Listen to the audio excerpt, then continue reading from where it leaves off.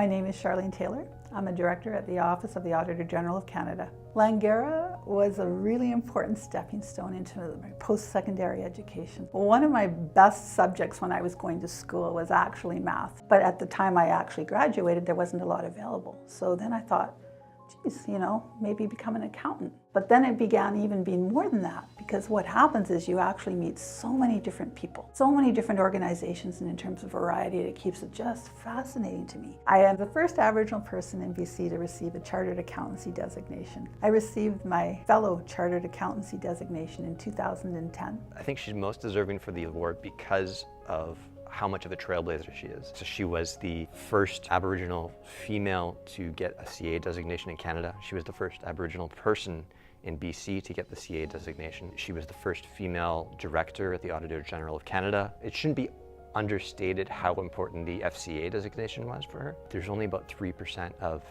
people within the CA profession that actually get the FCA. And at the time she got it, there was only 4% of women who got the FCA designation.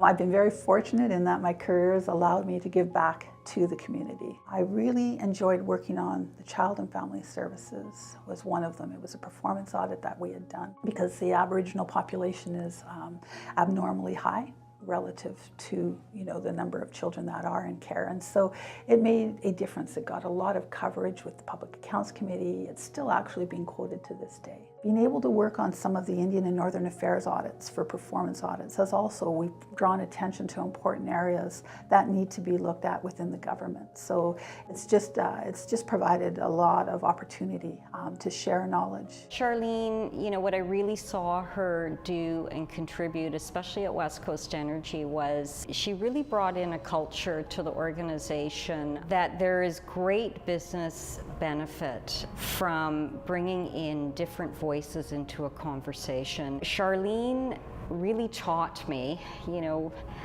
quite a long time ago, the real benefit of having diverse thought and including all kinds of people into the conversation and into business decisions, and you really will get better outcomes from it.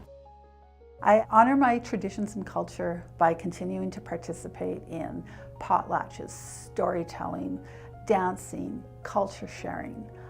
That we continue to learn from each other, which makes it like a wonderful, amazing experience. I look at it as something very important to honor my ancestors and to try to make that positive impact and to respect where they came from and what they learned, because it's part of who you are, and part of who you are can drive where you want to go next.